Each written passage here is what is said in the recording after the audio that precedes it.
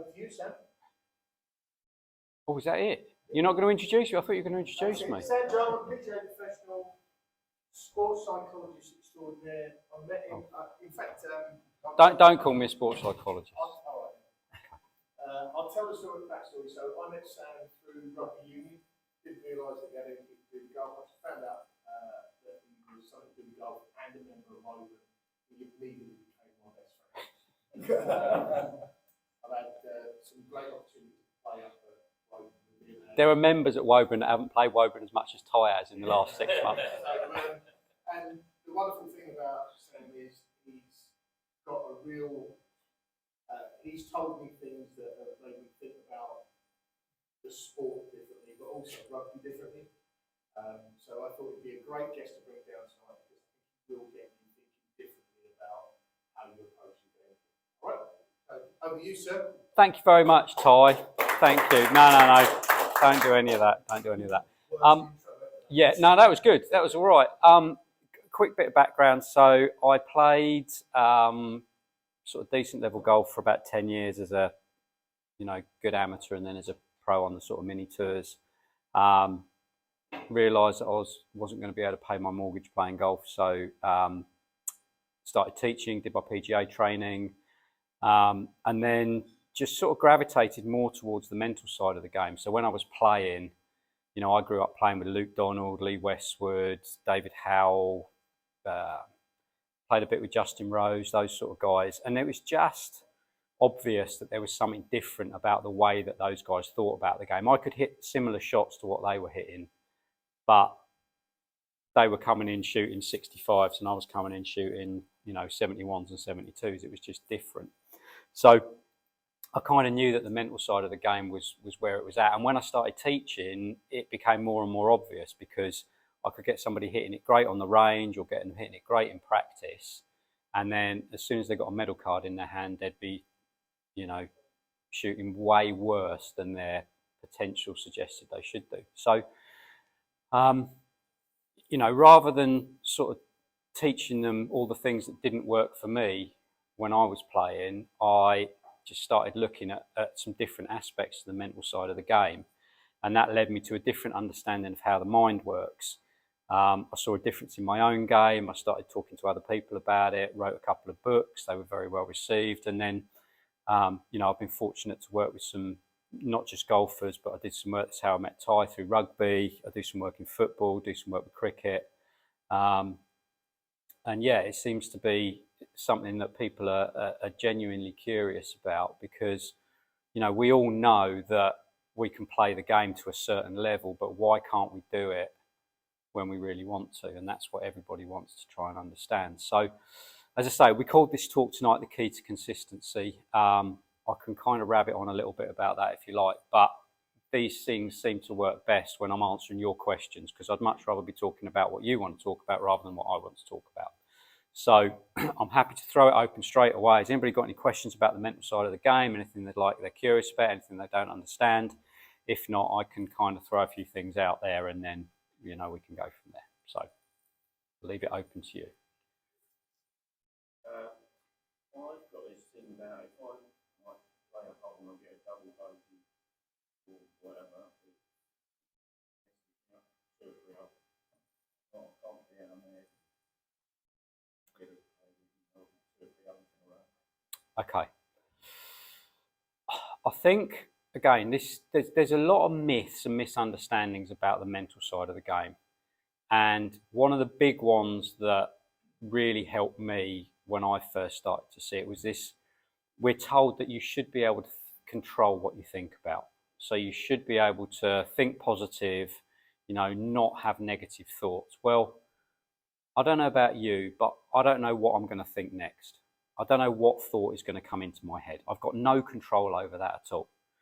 So the worst thing that you can do is then try and do what people are saying in terms of trying to put thoughts out of your head. If a thought comes to you about a hole that you played 20 minutes ago, well, what are you going to do about it? You've already had the thought. You can't stop that thought. So again, this comes back to the sort of keys to consistency. If you're trying to control what you think about, or trying to think positively, or trying to not think negatively, You're just tying yourself in knots, basically, because thinking's kind of like the weather. You get what you're given. A thought will arrive in awareness and it's there. As I say, you can't put it back in the box.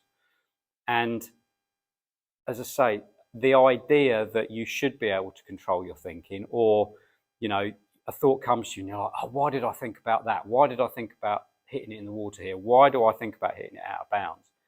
Well, you can't do anything about that. The good news is, if you have a thought about hitting it out of bounds, that doesn't mean you're going to hit it out of bounds. You know, you can't move a golf ball with your mind. Just try it. Put a golf ball on the table and try and make it move by thinking about it. You can't.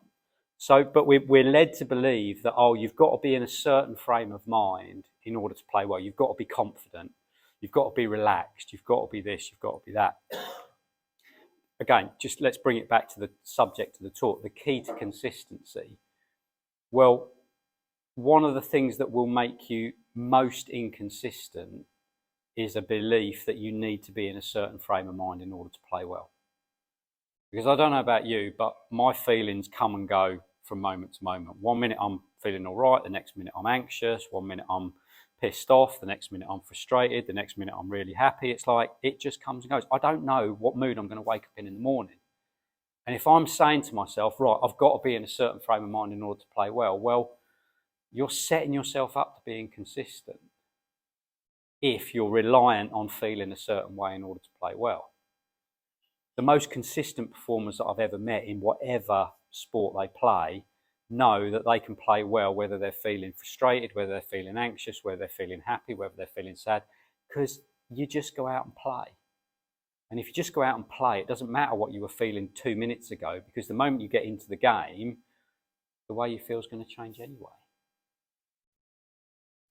I suppose really thinking of that, is any techniques or advice so that when there's something on it, so the competition, or even if I told myself I'm going to play golf,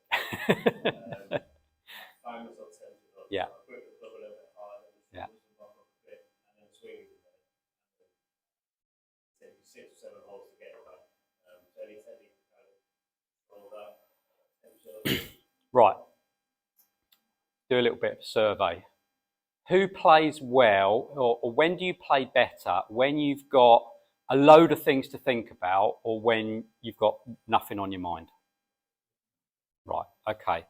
So, the moment I start giving anybody a technique or a strategy, what do you have to do in order to implement that strategy? Think about it, okay? So that's why, again, these were the lessons that I learned from 10 years playing at a decent level. Like, I'd go to a sports psychologist and they'd say, oh, you've got to visualize. So I'd be trying to visualize, or you've got to do this relaxation technique, or you've got to think positive. And like, that's the problem with techniques and strategies. One, when you most need a technique or a strategy is when you're shitting yourself and you've got no chance of implementing it anyway because your mind's going at 100 miles an hour. And two, in order to implement a strategy, you've got to think about it. Well, I play great when I'm not thinking about anything, or I'm not worried about what I'm thinking about. You know, I could be thinking about what I'm going to have for tea tonight, stand up, hit it, and it goes down the middle. I'm standing there thinking about, oh, right, I've got to pick a small target. I've got to think about the path of the club. I've got to think about visualising a high draw, and then disappears off over there. So any time that you are trying to do something, you're getting it arse backwards. Most of us play our best when we just rock up and allow whatever it is that's coming out to come out, which is the way that you probably play when you haven't told yourself that you need to play well. So it might be better off looking at that rather than then telling yourself that and then looking at, you know, that's like making yourself poorly and then going to the doctor and saying, right, what can you give me for the fact that I've just, you know, shot myself in the foot? You know, let's not shoot ourselves in the foot. Tyson, Tyrone, yes. I've stood on the first tee of genuinely felt like I couldn't. Yep. What happened? I shot a 10. Since last, great representation. I'm really curious to understand what is it that impacts on that. Any technique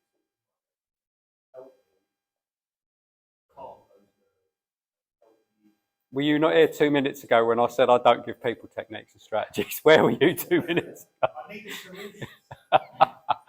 Mate, look, okay. I don't think I'm on my own with that. Even now playing Right. friendly games with my mates. Okay. What, again, rather than give you a technique or a strategy, I'm going to give you a thought experiment to do. Right. Go on the driving range. You've got a lovely driving range here. Tee a ball up. And I want you to see if you can hit that shot without any reference to the past at all. Just stand up there, swing, and see what happens. Okay? Go and experiment. Because, again, this idea that you need to know how to hit a golf ball. Do you get in your car any time and go, oh, shit, I need to think about, like, how to drive? Or... Yes, when I drive in America, I get in it's automatic and the other side of the road. Yeah, but that's not the same as you, because you know how to play golf. Okay? You play, well, again, I think most people don't play the golf they're capable of playing because they're overthinking it, not because they're thinking about it too little. So, again, your issue there about I need to know how to swing the golf club in order to hit this golf ball. You don't. You've hit the golf ball. Once you've got a swing that is established, once you've got a motor pattern, a muscle, we call it muscle memory, a motor pattern that's established, you don't need to think about it. That's how we walk. It's how we drive a car. It's how we shave. It's how we, you're cutting up a carrot. There's much more jeopardy involved with that than there is, hitting a 3-foot putt. You could cut your finger off. But you don't worry about it. You don't think, I've got to visualise little pieces of carrot. You just get up, you get it, you get the knife and you cut it and you do it. And it's like, it's not even an issue. You don't have a pre-cutting a carrot routine, do you? So why do we feel that? Why do we feel that? It comes back to this chap here. So anytime you have a feeling of pressure, and this doesn't matter whether it's golf, whether it's a first date, whether it's a driving test, whether it's a job interview, there is only one place that pressure ever comes from. And that's a variation on the thought, what does this mean for me? Okay, so think about any time in your life where you felt stress or felt under pressure, there will be a variation of the thought, what does this mean for me? Your thing is, what does this mean if I play well? What does this mean if I play badly? What does this mean for my handicap? What does this mean for getting selected for the club team? It's all, once you have some sort of variation of that thought, that's where the feeling of pressure arises. Because when you haven't got that thought, when you aren't identified with some idea of who you think you are, you don't feel pressure, you just play. So when you're out with your mates, 9 holes in the evening, or on your own, or on the driving range, there's no thought about tie. There's just you and a golf club and a golf ball and the game. And you can lose yourself in the game. This is why, I'll come back to you in 1 second, just let me finish this. It's so much easier to lose yourself in a game that's fast moving, like a game of football, a game of rugby, a game of hockey. Because the referee blows his whistle and then he blows it again in 45 minutes and you're like, shit, where did that go? I've just been completely lost in the game for 45 minutes. Bloody hard to do that with golf because you hit a shot and then you've got 5 minutes to think about it.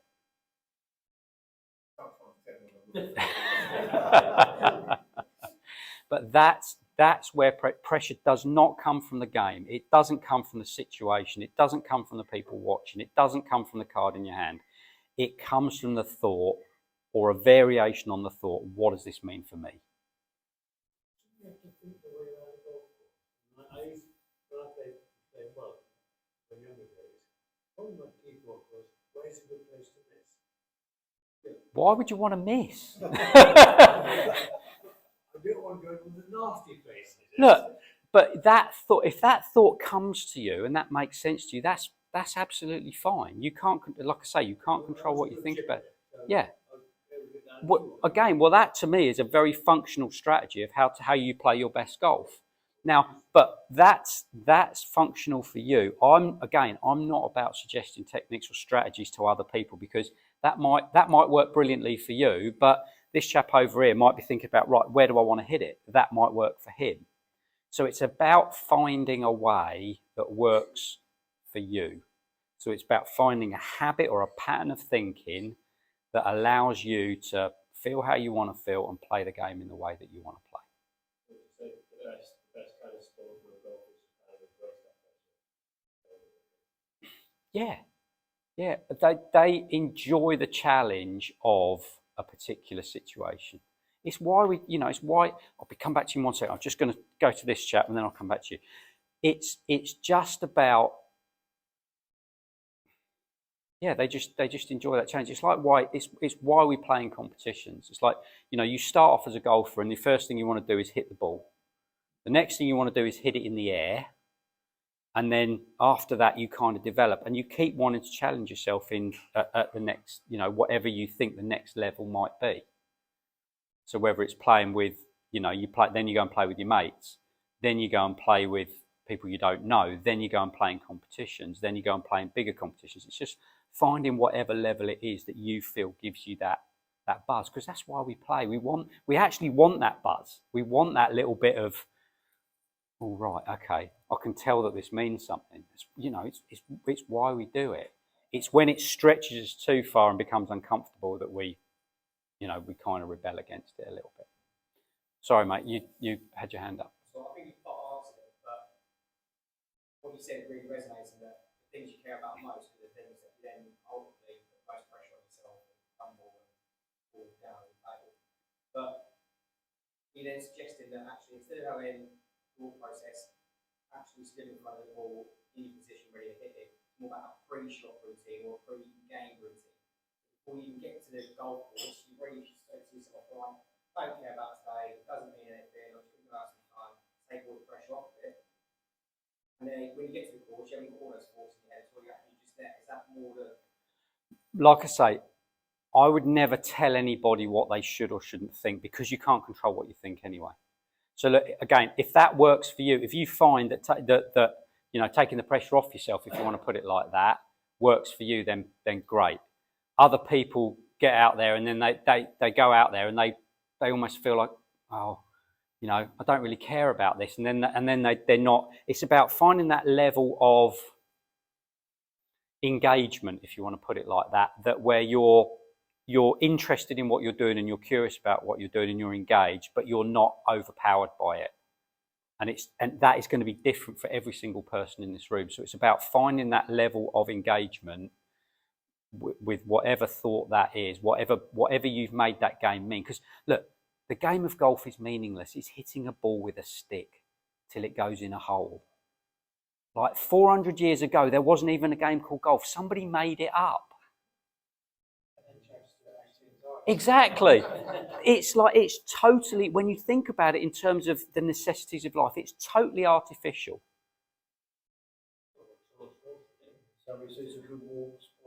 Well, yeah. So whatever meaning you've got around it, you've given it that meaning. Sorry, mate. Yeah. So, can I ask, Of course, how yeah. do you find that thing that works for you? Because I've tried going at it. I think you described to me basically earlier that I am trying to do driving things and not something in the golf course. And I've tried, just thinking I get the ball, I'll just imagine on the driving range. And I've taken and thought, well, it doesn't matter whether I score 85 or whether I score 100. It doesn't matter. I've tried doing that, but it still doesn't work. Okay. So how do I find that thing that's going to work?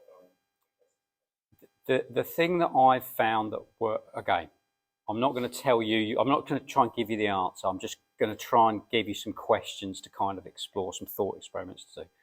So when you ask the question, what does it mean for me?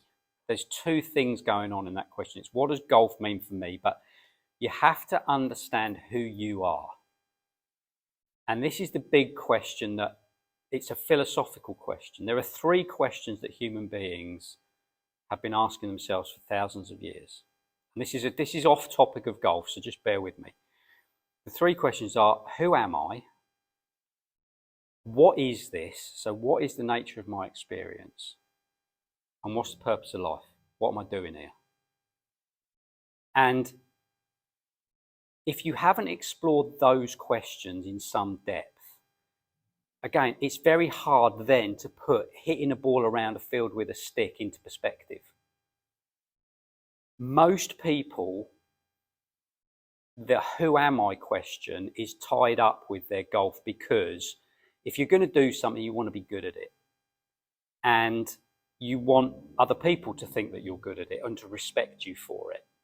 So the who am I question, if you haven't explored that in some depth, who you are as a golf, who you are is tied up with the number that you write down on a scorecard at the end of the day. So I would suggest that that question is a more important question than trying to find some sort of technique or strategy to, find that level of comfort for you. It's that, right, what does golf mean in terms of how I see myself and how I think other people see me? Look, mate, don't take this the wrong way, but maybe you should. I've had people come to me. So the way that I work with individuals is people usually sign up for a year's coaching. They pay me a lot of money in advance. And I've had people that have come to me for a year's coaching, and after 6 weeks, they've shaken me by the hand and said, "Thank you very much, but I'm giving up golf." I realised that what I was searching for through golf, I was never going to get it anyway. I was trying to improve who I thought I was, or I was trying to become somebody through golf. And I've just seen that that's nuts. That's insane. So I'm never going to say to somebody, look, somebody comes to see me and they say, right, when are we going to set some goals about what I'm going to achieve through golf? And I'm like, we're not. Because I've got absolutely no idea how it's going to play out when somebody comes to me for coaching. They might suddenly start shooting 10 shots below the handicap, or they might pack it in and go off and do something that they actually enjoy doing rather than putting themselves through a load of pain every weekend. Because at the end of the day, it's not about getting your handicap down. The purpose of life, again, coming back to one of those 3 questions, the purpose of life is to be happy. That's it. If you ask anybody, I'll just come back in 1 second. If you ask anybody, what do you want from life, most out of life? What do you think they say? I want to be happy. I want to be happy. And what the trouble is, sorry? Well, but I would say this, okay, do you want to be unhealthy and live, or do you want to be happy and for the rest of a very short life, or do you want to be unhappy and live for 30 years? Like, health is related to happiness in a way that we only want health because we think that's going to make us happy. You can be happy. I know people who have had cancer and it's been the happiest, the last 6 months of their life have been the happiest that they've ever been, because they suddenly realised a lot about what the purpose of life really was. 100%. Absolutely 100%. So, yes, I understand what you're saying, but again, the health part of it is because most people associate ill health with unhappiness. And the two, there might be a correlation there, but they're not causal. Okay. Sorry, you were going to ask a question. Sorry. Oh, you're Stephen, are you? Hi, Stephen. Pleased to meet you. How you doing? I think what you talked about relates to people who are competent golfers, people like me who are higher. I think it's more difficult. For example, I think I posted in an email, is that if I just go and his ball as you described on the driving range or whatever, I know what will happen. My driver will go straight and then it'll go off to every time, guaranteed. I think it was Einstein who said, it's insanity if you keep the same thing expecting a different outcome. So I'm here, I'm coaching and trying to develop my skills, which is part of my enjoyment. Yeah. But I have to be, at this stage, conscious of what I'm changing, rather than just think about the details. And when I do that, boy, does it work. But I understand the whole bit about decluttering the mind. But I think there's not something about focusing on the technical, or what is it you you would suggest we explore about what goes in our mind when we stand on that first tee. I absolutely agree with you that it depends on your level of competency as to understanding what you're capable of. And yeah, just like learning to drive, at some point you got in a car and your brain was, right, I need to press that one down and then move that into there. But we got past that a lot. Most people got past that in terms of driving a car much, much quicker than most golfers get past it. I know golfers who have been playing for 10 years and who are still thinking, right, okay, I've got to, whatever it is, move the left shoulder. It's like, you know how to do that. You don't need to talk yourself through it every time.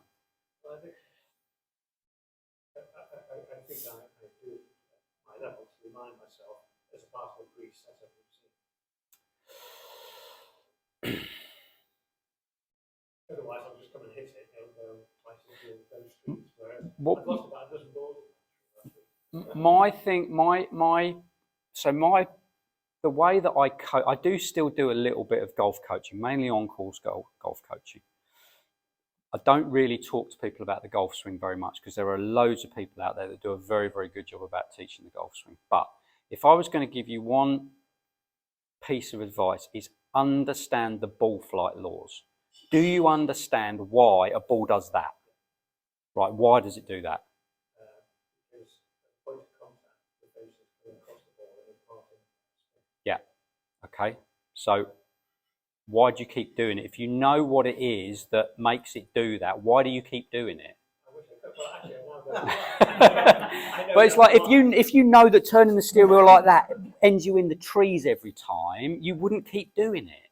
that's a bit further back. That's the outcome. What am I doing earlier on? No. This is the problem, you see, because people think that people have got this idea that if I do this on the way back, that will happen on the way.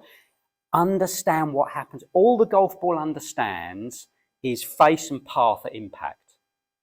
That's all it understands. So all you should be thinking about is, what am I doing with my face and my path at impact? I need to get the path, I need to get the face pointing right of the path. That's what I need to do with the path going that way. Sorry, other way round. Path going right, face going left. The face has got to be left of the path. That's all you need to understand. Then it will do that. That's it. It's like you keep driving into trees on that side of the road, and then you keep doing that. You have to then do that and go into the trees on the other side of the road for a bit, and then you'll stay straight. But it's again, we've got this idea that if I do this with my right elbow and then I do that, forget that. Understand impact. That's all the ball knows. The ball just knows face and path. That's all it cares about. No problem. Hello. Yeah, but related to that, you mentioned it earlier, muscle memory. Yeah. So I've read a few articles around cognitive sports ideology and like how your brain works and how it actually remembers things and all that fun stuff. You get really wrapped up in it. But it is a really day. I'll stop that. Okay. Here's a question for you. What is your experience of your brain? It's a mixed bag. Well, but like if nobody had told me, I wouldn't even know I had a brain. Like, I don't experience my brain function directly. I don't experience neurons firing. I don't experience like electrochemical stuff going on. I experience thoughts, feelings, perceptions, and sensations. Yeah, absolutely. So stick with those. Don't worry about the brain. The brain will do what it does. No, my question is going to be, down in my back muscle memory. Yeah. Obviously, you can stand on the range, right? And as you said, I'm stood down going, right, I'm not going to open the face up. I'm going to keep it closed. I'll still open it up anyway. Yeah, and I guess have you got any hints, suggestions, thought ideas? Yeah. It's much better to have an external focus than it is to have an internal focus. So your club head is part of, it's close, but like if the ball's spinning that way, make the ball spin the other way. It's that simple. How do I get the ball spinning in the other direction? Try and make the ball curve that way. So do you play football? Okay. So you've got a corner on the left-hand side and you're trying to curl it in towards the far post. You'd get a ball, you'd go and practice it, wouldn't you? You just stand there and kick it until it went that way. Do that with your golf club. Eventually, you'll start to get a flight that does that 7-iron, like hit it 50 yards and just get it doing that. It can't be I just... Is there a process to go through, or is it simply just doing it enough times? That's where the muscle memory comes in. That's where you're still on the tee, and you haven't got to think about it. Yeah. It just does. Yeah, that's what we're trying to get to. But the,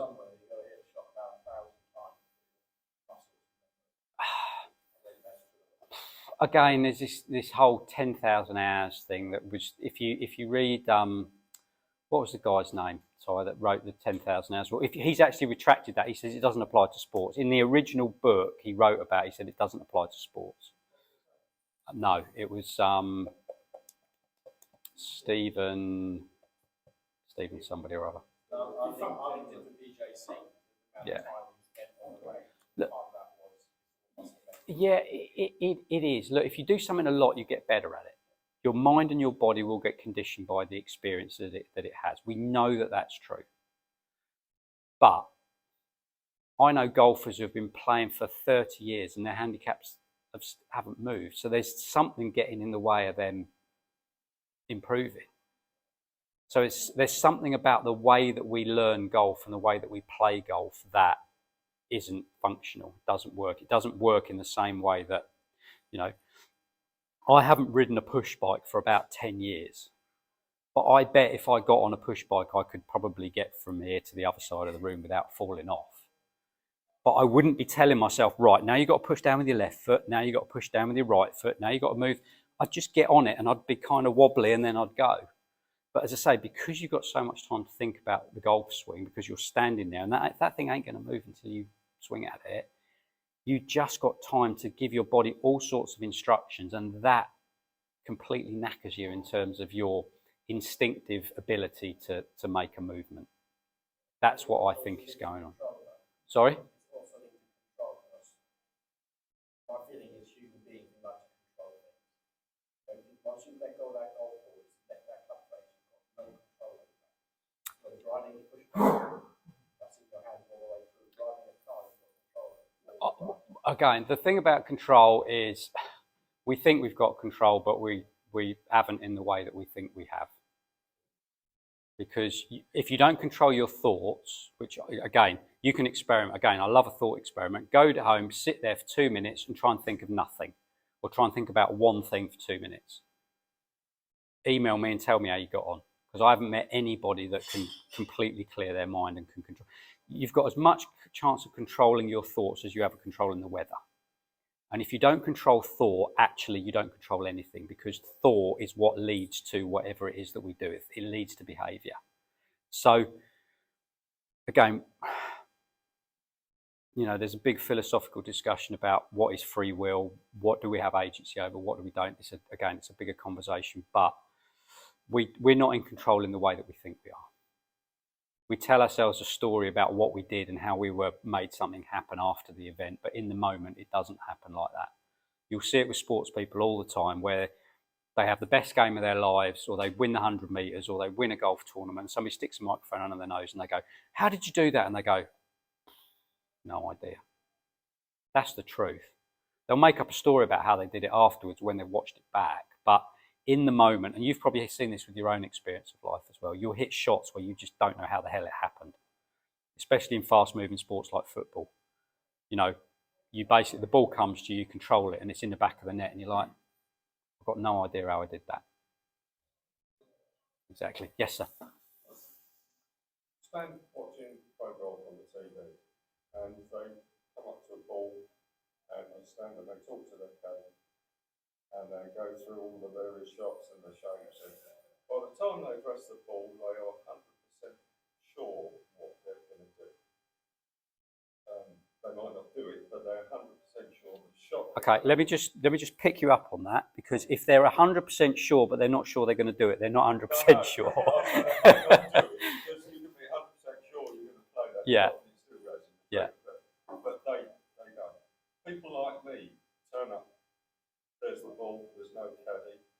slightly below my feet, there's wind, slightly uphill, could be a 7 iron, could be an 8 iron.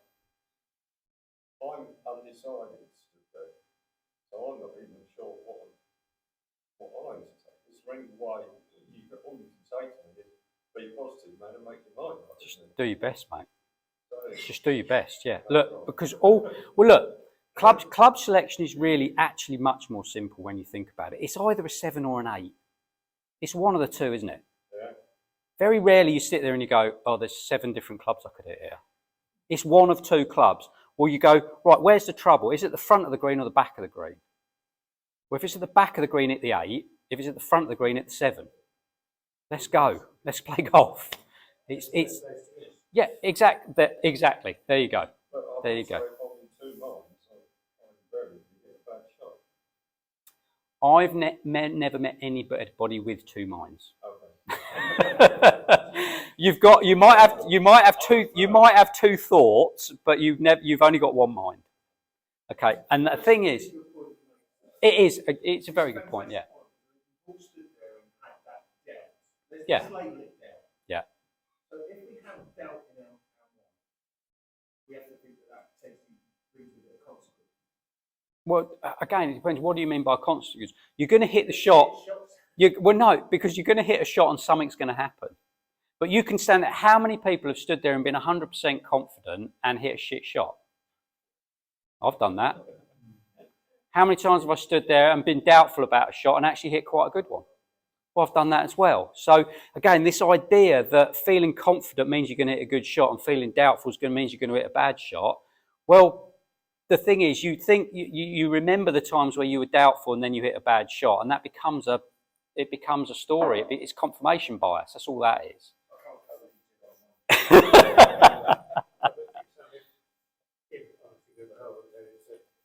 number of times I'm in the same position, so 20 yards from the green. I've played that iron before from that spot. I know where it's going to go. I'm a lot more comfortable and more predictable on playing that shot again than if I'm somewhere else. Yeah. But again, it comes back to what it says. Your mind and body gets conditioned by the experiences. If you've done something before, it just means you don't think about it as much. It's like, when I get in my truck to drive home, I don't think about crashing. I don't think about, is a bin lorry going to jump out in front of me? Or, I just get in my truck and I go because I've driven 370,000 miles in it. I just know that get in there, and then an hour later I'm at my destination. That's kind of how it works. So yes, your body and your mind will get to. I'm just going to answer this gentleman and I'll come back to you, sir. Flower arranging? I was going to say third party pressure. So, for example, you've got your own pressure that you produce on yourself.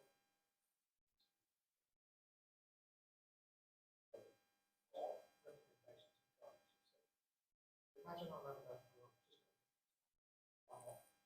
Imagine I'm playing the tie starts it on one game. Exactly.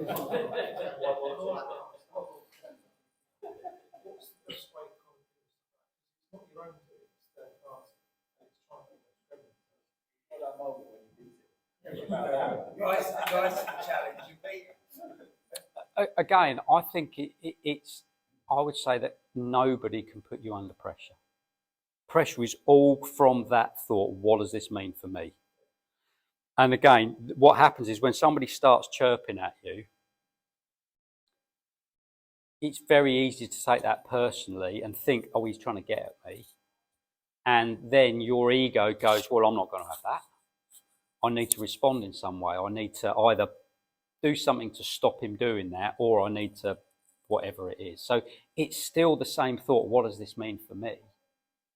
It looks like it's coming from him, or it looks like it's coming. Johnny Wilkinson was he's done some. If you want to listen to a podcast, Johnny Wilkinson's done some great stuff recently. He talks about playing in front of 80,000 people at Twickenham, and he'd be caught up in the game. He'd be passing, he'd be kicking from hand, he'd be running through gaps, and then the referee would blow his whistle, and he wouldn't have been feeling pressure prior to the referee blowing his whistle, but the referee blows his whistle for a penalty. He's the goal kicker. Immediately the thought, what does this mean to me? What does this mean for me? it wasn't coming from the state of the game. It wasn't coming from the scoreboard. It wasn't coming from the people. It wasn't coming from the coaches. It wasn't coming from the opposition. It's that thought.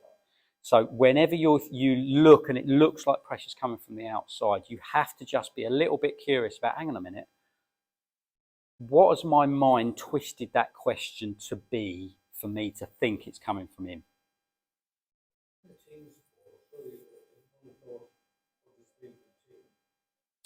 But again, it's...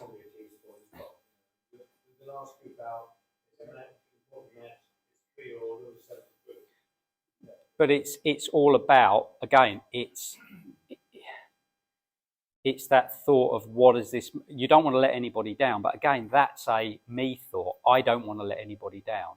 When you're not feeling pressure, there's no I thought there.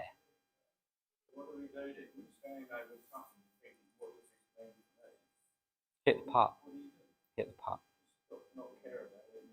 No, because you wouldn't, if you didn't care about it, you wouldn't even be out there. Yeah.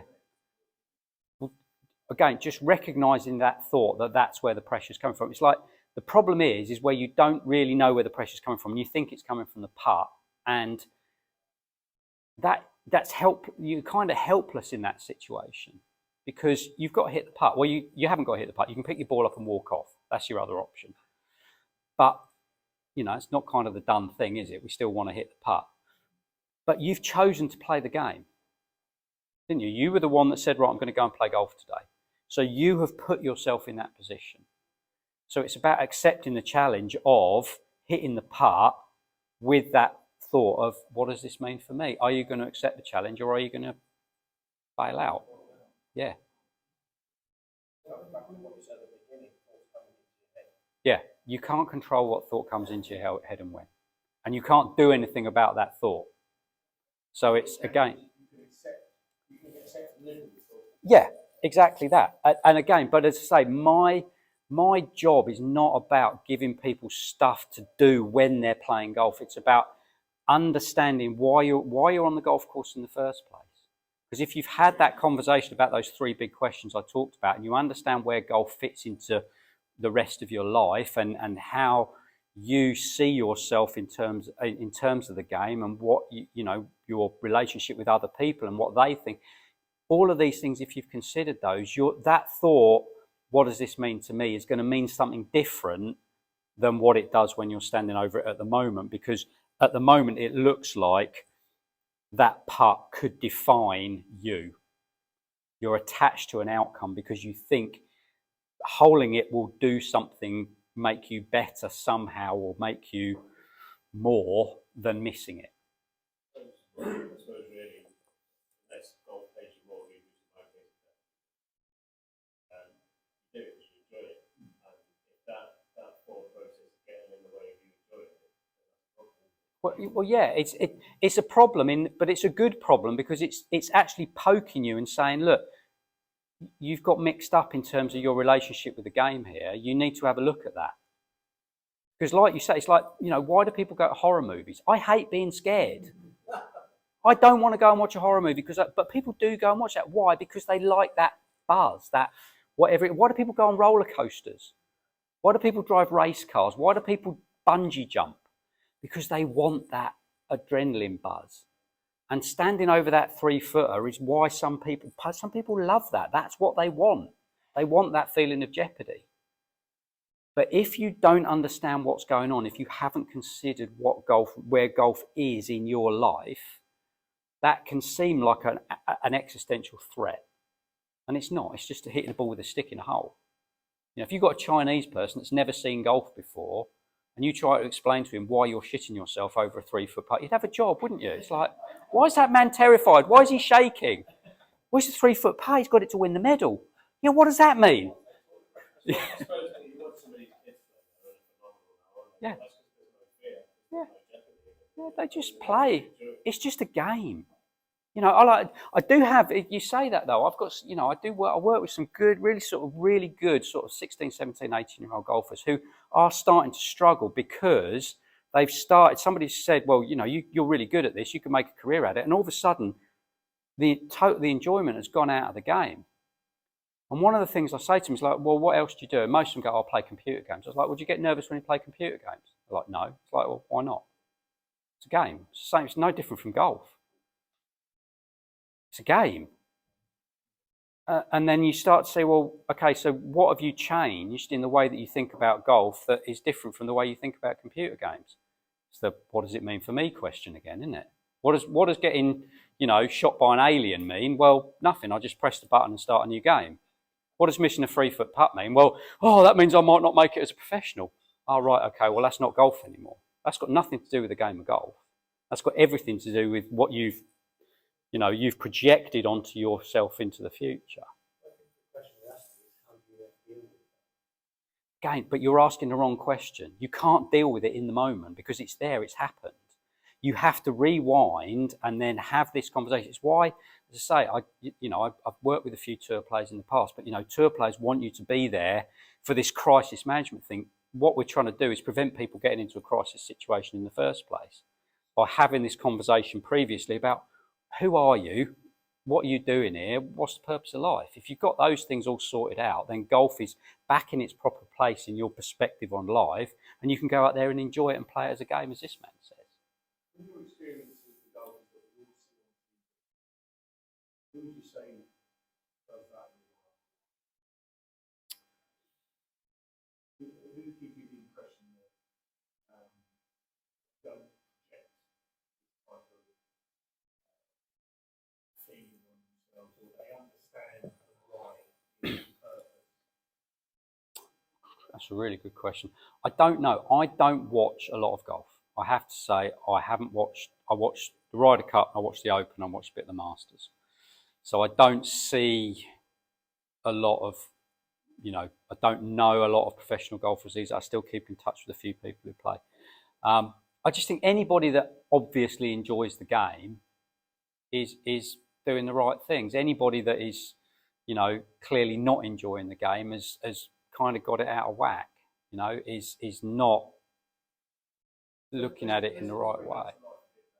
Go on then. So I see I'm thinking of two golfers. What my perception is, polar ends of the spectrum. Go on then. I'm thinking of Phil Hatton Yeah. at one end of the spectrum. Yeah. I'm thinking of Dustin Johnson at the other.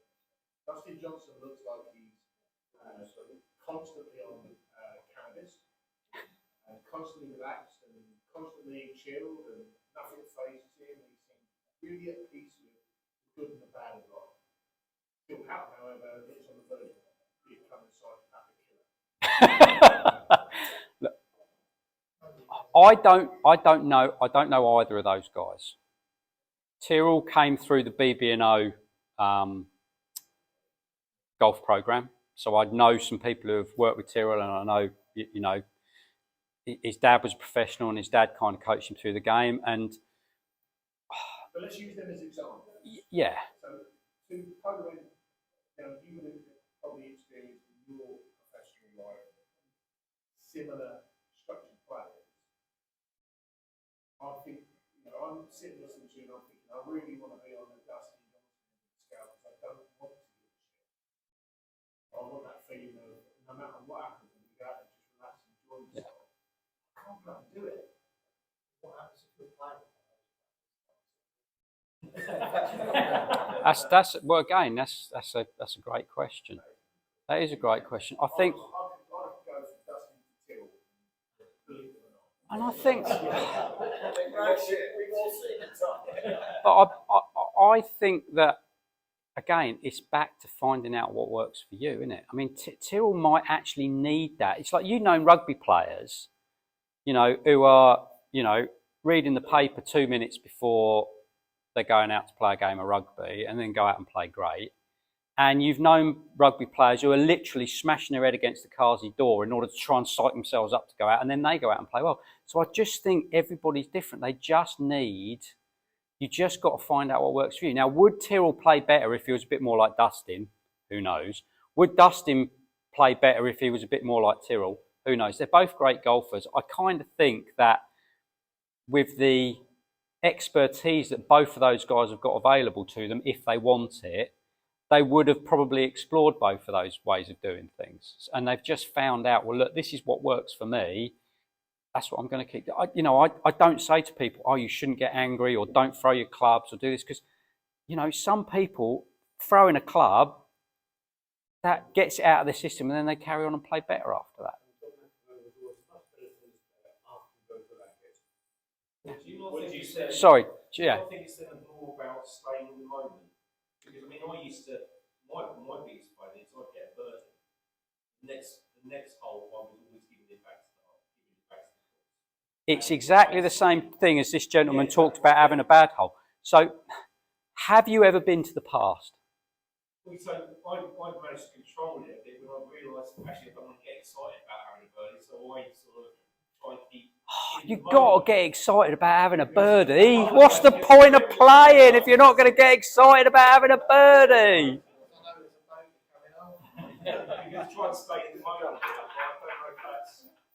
I know exactly what you're saying, but again, I'll ask you a question. Have you ever been to the past?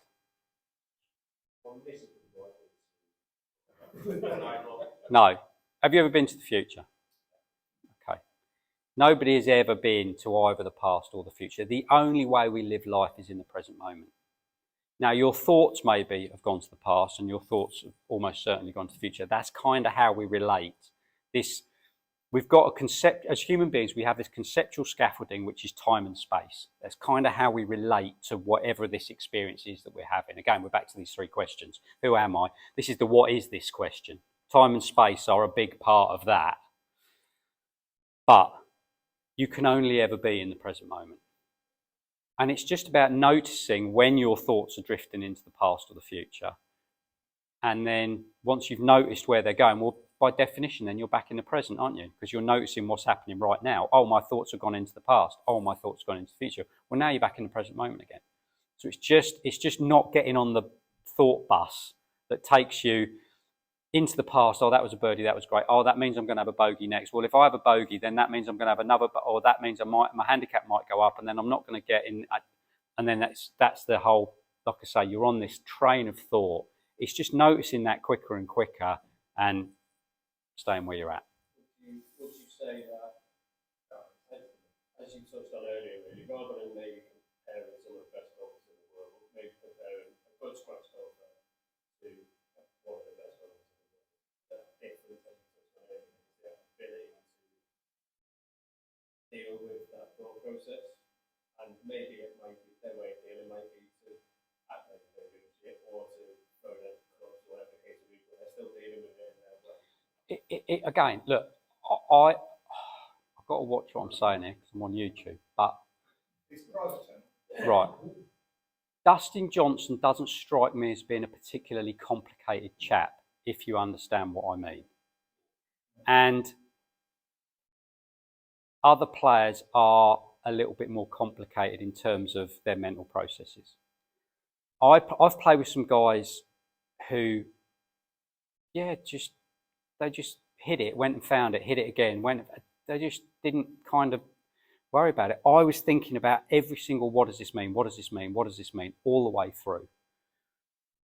If you've got a mind that works like that, you're going to get yourself into more trouble than if you just kind of like, yeah, whatever, man. It's kind of just.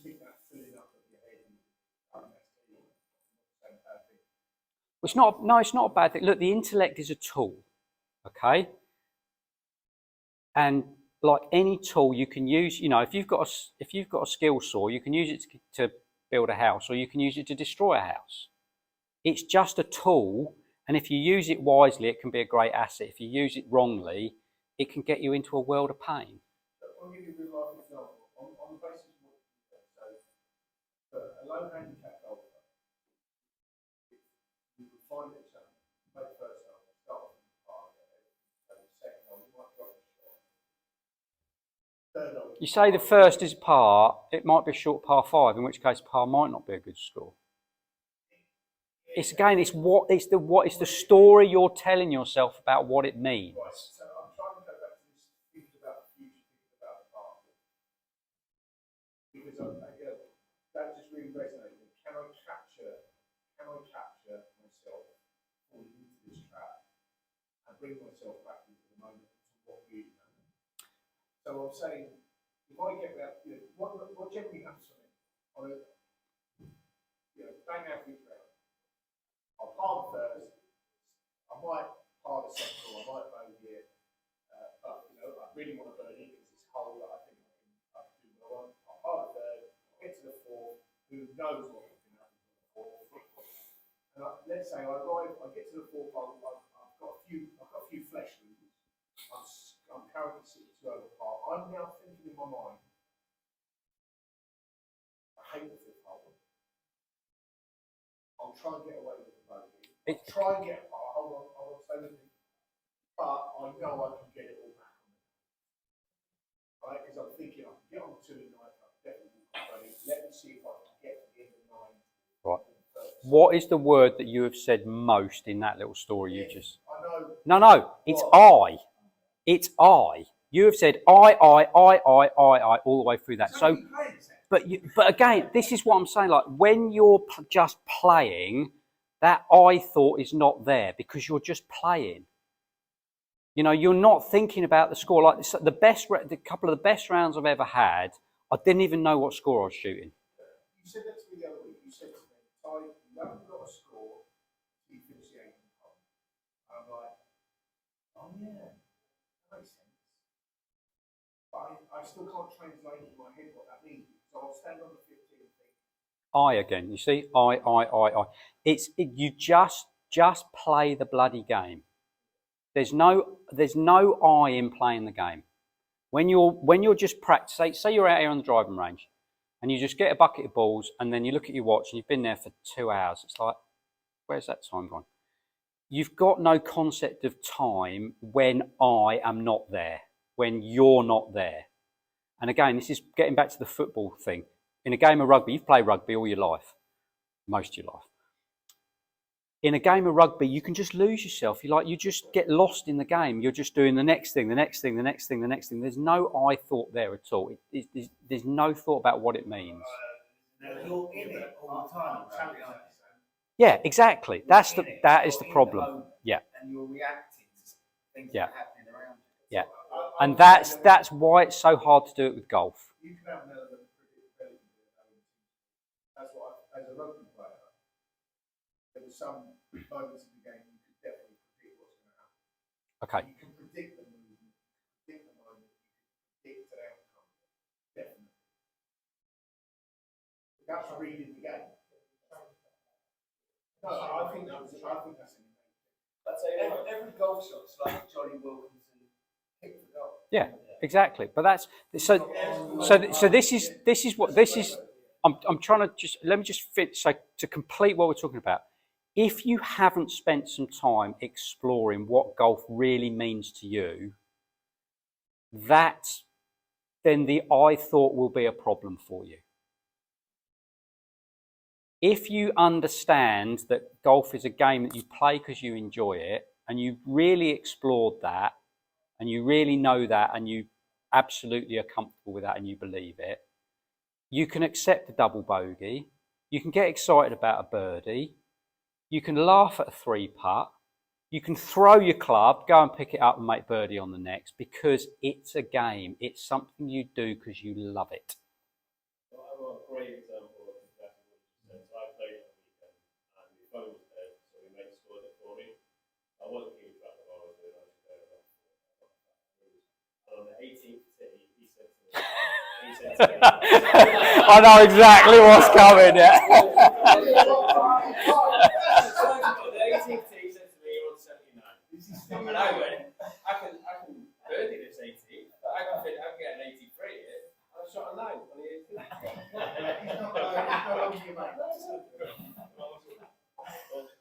Yes, sir. Brilliant story. A great example of there's no I thought because you're just playing, and then all of a sudden, what does it mean for me thought shows up, and I was enjoying the Yeah. round. And as soon as Yeah. he told me, I went, oh, I can hit the round again. there you go. So Boom. you're saying that there's an answer to a Well, look, if scorecards were really that terrifying, they'd keep them in a cage behind the counter in the pro shop, wouldn't they? They wouldn't be out there on the front where they can do damage to people. There'd be a glass case or something with like a break glass to, you know, in emergencies thing on there. Scorecard is just validating the pressure you put yourself. It's part of the story you're telling yourself about what it means. That's all a scorecard is. Sorry, sir, you were going to say. We talked a lot about thoughts, and do you think there might be a British trait of don't mess up? There's something that we can't control. Yeah. Don't hit it in the bunker. It comes out in every time we have a penalty shootout. Don't mess up. It seems to be what people think. Is that just British, or is that? No, it's part of. So, like I say, your body and your mind. So when I say your mind, what I'm saying is your patterns of thinking, your habits of thinking, and they are conditioned by experience. Now, the experiences that we have are part of the culture that we live in. It's inevitable, whether it's your upbringing, whether it's your schooling, whether it's the job you do. You are part of a wider culture, a wider society, and there is a culture of golfers. Fred Shoemaker talks about it in his book. And there are certain things that golfers believe for absolutely no good reason other than all the other bloody golfers believe it. You know, that's it. It's part of the culture of golfers. But Britishness that's the culture that we live in. So yes, your patterns of thinking and the way that you relate to yourself and the way are going to be part of that culture. It's inevitable. Indeed. Increasingly, as my standard golf deteriorates, I'm happier in a team environment because as a stronger social side than on my own with a partner.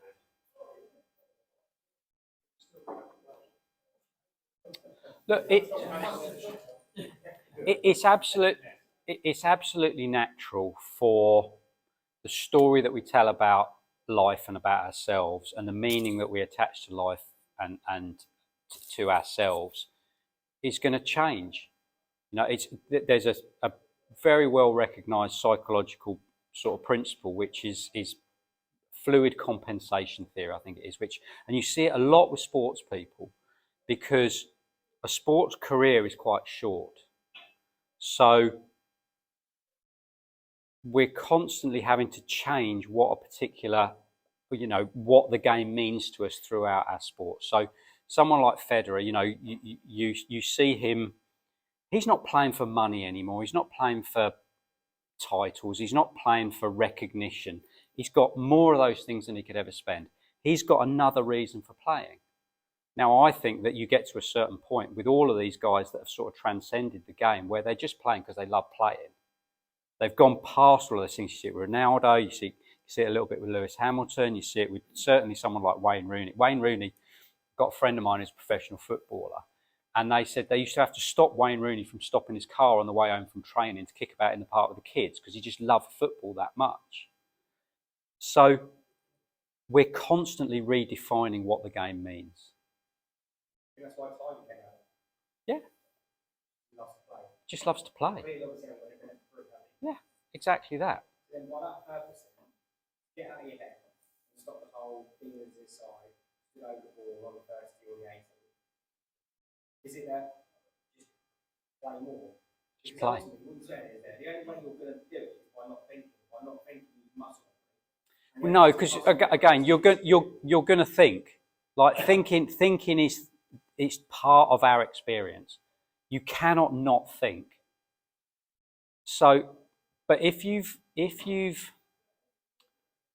I do some work in schools and some work in businesses, and there's this kind of hierarchy that I kind of use as a framework for people. So your behaviour comes from what you think about. So your behaviour is at the top of the tree.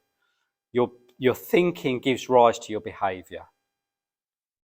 Your values and your beliefs give rise to your thinking. And then there's a layer below that, which is what I call metaphysics, which are those three big questions. Who am I? What's the nature of reality? What's the purpose of life? If you've got those first three questions, if you've explored them and you've come to some sort of rational, way of thinking about it, your values and your beliefs are going to change. Your thinking's going to change. Your behaviour is going to change. Most people are just trying to change their experience on the level of their behaviour or on the level of their thinking. They never get down to thinking about their values or their beliefs. And they certainly never get down to those three big questions. So my recommendation is that you start with the three, but they're like the roots and the ground that they're established in. The beliefs and the values are like the trunk of the tree, the thinking's like the branches, and then the behaviours like the leaves and the twigs. If you really want to make really get to the core of what this is all about, you have to look at those three big questions. Explore, who am I? What am I trying to become through golf? What does golf mean to me? Understand what those three questions are. Then your beliefs and your values will change. Then your thinking will change, and then your behaviour will change.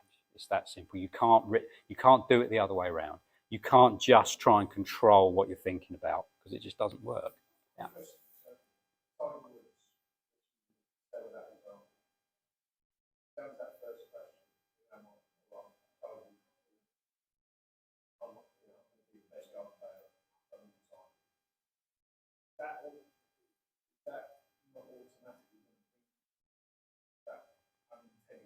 I don't think that's what he was thinking.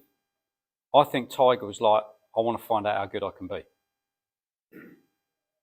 I don't think he ever had anything about being the best golfer in the world. I think it was just about, I love playing this game, how good can I be at it? You almost think he was, every round he's ever played, he's only ever been playing himself. I certainly think early, I think once he started to win a load of majors, then obviously inevitably his thinking's going to start being about Jack's record and all the rest of it. And I think that's possibly where things started to get out of whack. I don't know Tiger, I've never spoken to him. But no, I think, again, I think it's, yeah, it's just about exploring your own patterns and habits of thinking. And he'd obviously got a habit and pattern of thinking that worked extremely well for him as a golfer. Now, clearly, he's got some other patterns of habits and thinking that in the rest of his life that didn't work quite so well, did they? I remember that very famous interview between Tiger Woods and Curtis Strange. Curtis Strange was in the final. And Curtis Strange said to Tiger Woods, how do you think you're going to do it in the upcoming? You don't really think you're going to win it. And he responded, well, I'm not going to deal with it. And Curtis Strange took that as quite an arrogant, cocky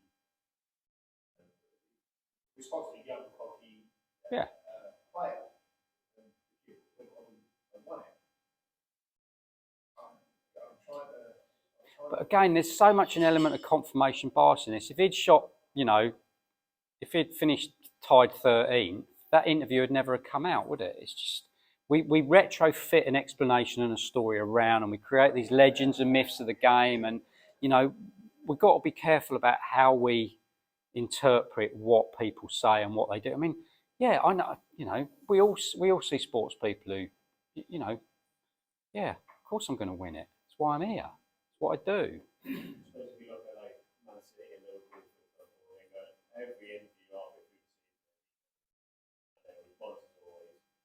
We're just going to play the next game. We're just going to try and win the next game.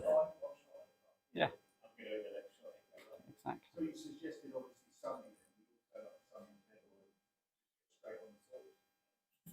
Mate, if that works, then definitely. Have a couple of Stellas. Again, use it as an experiment. Have a couple of Stellas before you go out and see how you feel. If you feel better, then crack on. Look, there's again, coming back, the only thing that we can do as golfers is try and, this is what I talk about when I talk to young players in particular, whether it's young footballers, cricketers, rugby players, whatever. The only thing you can do is the best that you can do. Your job is to try and realise your potential, whatever that is. And you can't define what potential is. It could be, scratch handicap. It could be best player in the world. It could be breaking Jack's record. Who knows? You can't tell how good a 13 or 14-year-old golfer might be. But I know one thing. If you stop enjoying the game and you stop learning, you ain't going to realise your potential, whatever that was. And again, so this doesn't just apply to young players. The first thing you should be doing is enjoying your golf. Because if you don't enjoy your game, what's the point? Go and find something. You've got limited amount of spare time. Go and find something you do enjoy doing. The second thing is never stop learning. And even a bad day, most people will tell you they learn more from a bad day than they do from a good day. So if you've got that, then every game is a win-win situation, because you'll either play well or you'll learn something. And if you learn something, that will hold you in good stead for the future. And if you keep doing both of those things, you keep enjoying it and you keep learning, at some point you will find out how good you can be. And then you've realised your potential, which is actually all you can ever do.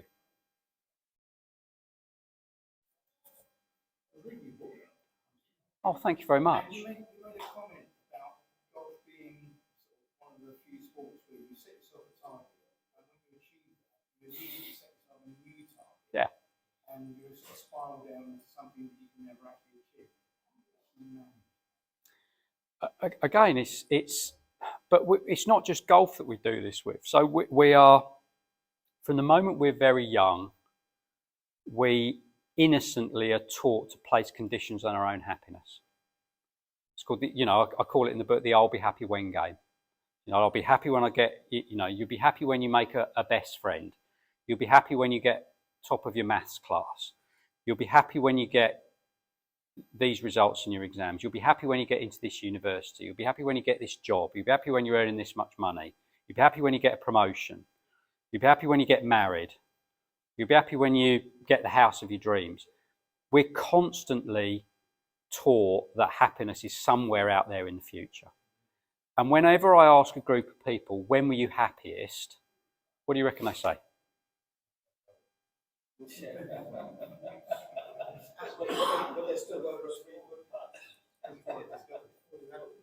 When I was a kid. That's exactly what people say. If I ask a group of people, it doesn't matter whether they're teachers, whether they're business people, whether they're golfers, when were you happiest? They all say, when I was a kid. I was like, well, how much money were you earning when you was a kid? What sort of car did you drive? What sort of house did you live in? It's like, none of that mattered, because happiness is actually, it's who we are. Our essence, before we start putting conditions on it, our essence is to be happy. When you're not seeking something or resisting something, you're happy. I don't mean happy as in happy. I just mean okay, well, content, whatever, at peace, whatever, free, whatever word you want to put to it. It's that feeling of okayness. And then, as I say, innocently, our culture teaches us that that's not enough, and we've got to achieve something or attain something in order to become that. And it's a curse, because you forget who you really are. Who you really are, the essence of who you really are, is that freedom, that happiness, that okayness, that well-being.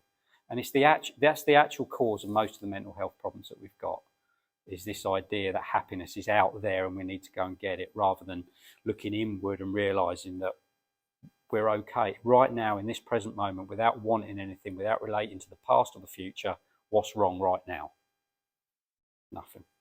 There you go.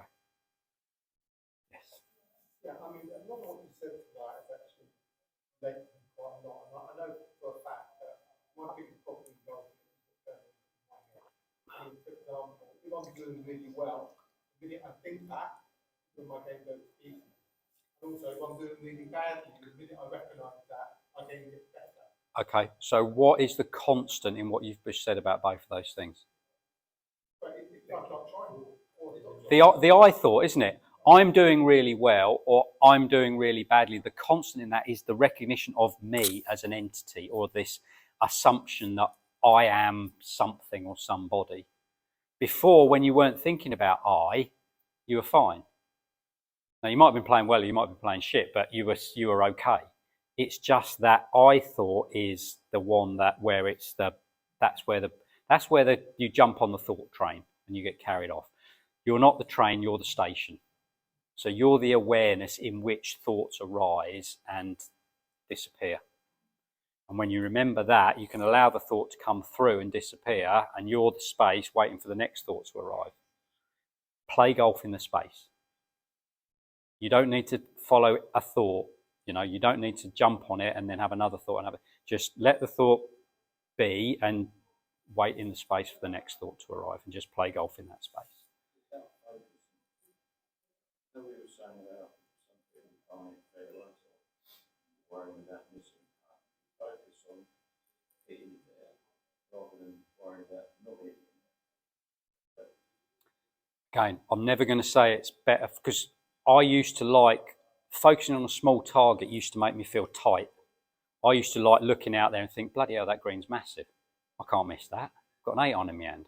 And that used to relax me, and I used to hit a better shot than think, Bob Rotella, pick a small target. Think small target, miss, think small, miss small was the thing. And I was like, well, I just used to feel tight when I focused on a small target. So if focusing on small target, it works for you, then brilliant, go for it. Yeah, it might do. It might do. As I say, experiment, be flexible in your thinking. That's kind of, play around with the thoughts that arise. Did that one work for me? Well, yeah. Did it work every time for me? Well, no. Okay, well, in that case, it's a bit of a correlation rather than a cause. So just, as I say, it's finding a pattern of thinking, or finding a pattern of a habit of thinking that works for you. That's kind of what I'm saying. I mean, focus is a really misunderstood sort of concept, if you like. It's like concentration. Again, this idea that you can concentrate for a long time. No, you don't need to concentrate for a long time. All you need to concentrate is now. But now, how long is now? Not very long, is it? It's just now. I've said no, it's in the past, isn't it? So it's, you'll naturally focus on whatever it is you're most curious about. So say if you're standing over a golf ball and a noise, you're like, what's that noise? It's just for that moment, you've become, your attention, your curiosity has been drawn to whatever it was that noise was. And you're like, oh, that broke my concentration. Well, you've made a judgment about this is what I should be, this is where my attention should be, and that's where it went, so that's a bad thing. Well, that'll keep you alive sometimes. What's that noise? Oh, shit, somebody shouting 4. Again, we always make judgments about what's good and what's bad, and it's usually after the event.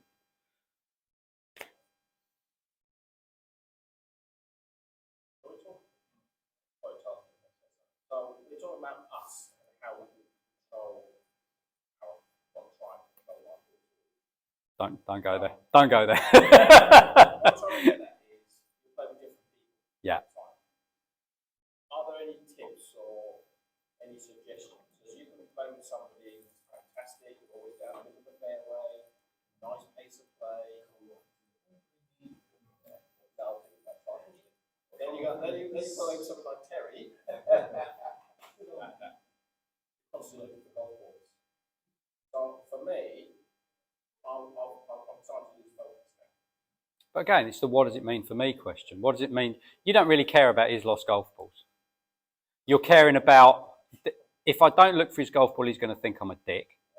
And looking for his golf balls is stopping me thinking about my own game, which is making me play worse. So again, it's what does it mean for me?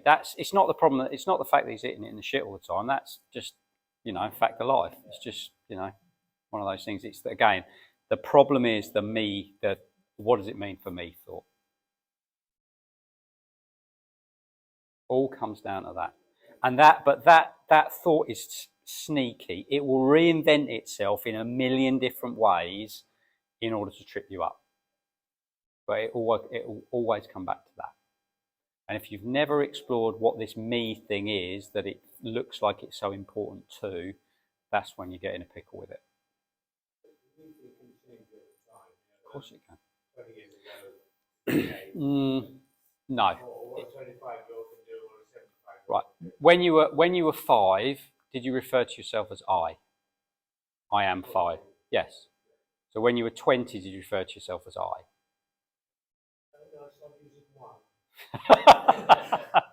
But the referent was still the same. It was what you were referring to as, what you identified with as you, whatever word you used for it. We never change that. We never change. We always refer to ourselves as I or me. So what we believe, this sense of me or the sense of I, doesn't change throughout our lives. Our body changes, your thoughts change, your character changes, your personality changes. Everything about you changes, but who you essentially are is what doesn't change. Explore what that is. Yes, I'm conscious of time. We missed out on the 45 minutes of practical exercise.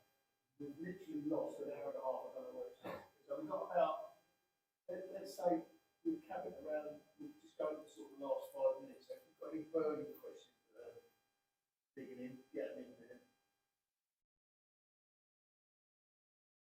Right. So definitely solid. What a lot of people are looking for in here is that sort of them doubtful thoughts, haven't they? I would. Everyone's the same, everyone has doubtful thoughts. Right, here's a thought experiment for you. Go on the range, think about shanking it. Hit 10 balls and see if you shank every single one. Go on the range and think about snap hooking it. See if you snap hook every single one. You only think that doubtful thought is a problem because you think it can affect your golf shot. And I promise you, you'll go and think about shanking it. You might shank one, you might shank two, you won't shank them all. So what does that say about that thought, I mustn't shank it? Well, it can't affect, it's not the thought about shanking it that's making you shank it. It's something else. Look, even the best, I've seen Poulter shank dozens of times. There was a tournament was it the Masters where John Rahm just hit an absolute full-on pipe. The best players in the world hit a lot of them. The best players in the world hit some absolutely shocking golf shots. But they don't worry about it as much as the rest of us do. But yeah, I guess. So, I know you don't do tips. Yeah. I've noticed that you recommend experiments. Gives you the top 3 experiments for us to help us get better. Right, that one about go sit down in a chair, put a watch next to you, try and think about nothing for 60 seconds. Let me know how you get on. That should get rid of the idea that you can control what you think about. Again, the one about, go on a putting green and think about missing and hit 10 putts. I bet you don't miss them all. You'll hold a few of them. So again, this idea that what you think about has an impact on your golf shot, that's just a belief. It's not true. Those would be my 2 sort of top thought experiments. And the other thing is, just if you want to really understand the nature of thought rather than get focused too much on the content of thought, just sit quietly and just notice the gaps between your thoughts. So you'll notice you can't think about more than one thing at once. Thought is sequential. You have a thought, and then that thought buggers off, and then there's a little gap, and then another thought arrives. Spend time in the gaps. Notice the gaps. And what you'll notice is as you spend more time in the gaps get longer. And when you start to see that, rather than you getting carried off by your thinking just becomes something that happens to you. It's like the weather. And some days it's cloudy, some days it's sunny, but you just get on and do what you can do. That's kind of the way we live life. The problem is believing that a thought is a problem and that you have to do something about it. The moment you're on that, or the moment you think you need to feel a certain way in order to play well, you're at the mercy of whatever it is that's going on in your mind at the time. If you can understand that actually I can play golf pretty well regardless of what I'm thinking about, regardless of how I'm feeling, well, you're going to be a lot more consistent and a lot more resilient than someone that is waiting for them to feel confident in order to play well. That would be the 3 things that I'd suggest you have a little exploration around. Any final questions? Hello. I'm Reese. I've been delivering the other session. Hello, Reese. How you doing? You say that about feeling confident over a putt. Yeah. I remember I struggled a few years ago with my putting, and I stood over a putt, and I'm not completely freeing myself up. And my mate goes to me, "Stand over a putt, you're never going to miss. You look so confident." And it's like, I don't feel completely different. Completely get what you said. It's just, yeah. We've all hit great putts feeling shocking, and we've all hit some shocking putts standing over it feeling as confident as you like. So what value is confidence? Is the most over. It's lovely when we get it, but if you're standing there waiting to feel confident in order to play well, then you're at the mercy of whatever mental weather is around at that particular time. Sorry, chap. Yeah. So if you can convince yourself it's only a game, you're halfway there. Okay. In order to do that, though, you have to know what who you are, because convince yourself, or what is yourself. Yourself is another word of saying you or me or I, or what is myself. That's the question. What's the essence of why you play golf? Yeah. What does it mean to me? Explore that. Yeah.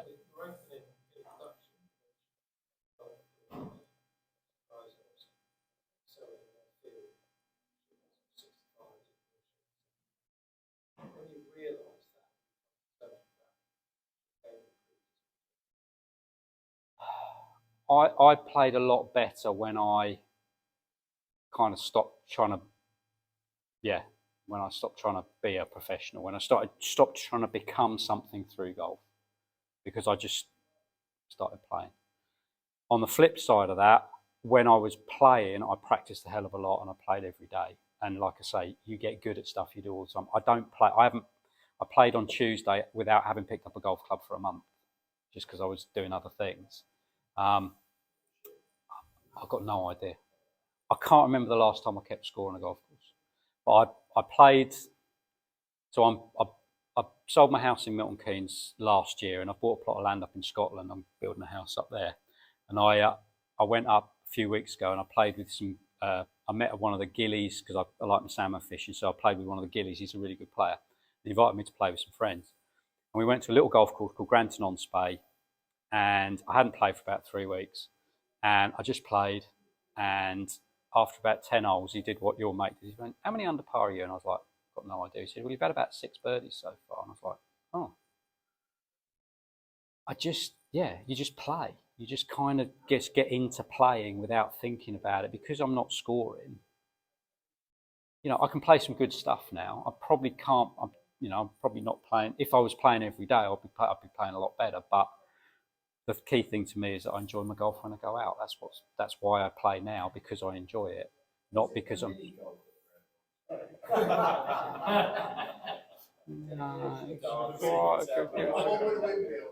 Yeah, that's the one. Yeah, is that not the proper golf course? Does he take me to the wrong one? No, it's fine, mate.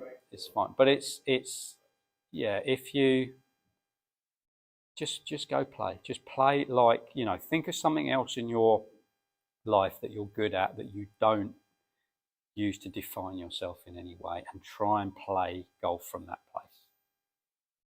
Thinking back to, you say you were 5, 6 under on the top there, but any time during those 10, 11 holes, you personally, you don't feel inside, actually, I'm playing well here? Yeah. Oh, yeah. I knew I was playing well, but that's different from I'm 6 under and getting to 7 under will mean this, and yeah, exactly that. It's like I can, I'm just hitting some good golf shots here, and I'm just enjoying hitting the ball well. And say we were talking about fishing, we were telling a few jokes. There was one guy there who was just as funny as you like, and he was cracking a load of jokes, and we were just laughing, and it was, we were just having a great time.